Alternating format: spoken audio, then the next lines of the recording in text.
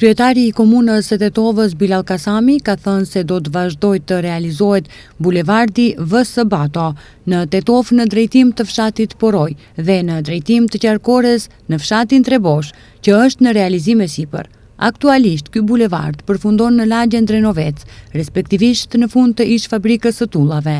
Megjithatë, nëse vazhdohet të realizohet deri në fshatin Poroj në njërin anë dhe në drejtim të fshatit Trebosh në anën tjetër, atëherë ky do të ishte lehtësim i madh për rrugën aktuale Tetov-Jazhinc, e cila vazhdimisht është e stërngarkuar dhe mjaft e frekuentuar. Kasami nënvizon se është në planet e komunës që të vazhdohet ky bulevard. Sigurisht që projekte të tilla, do kisha thënë, kapitale nuk realizohen në një periudhë të shkurtë.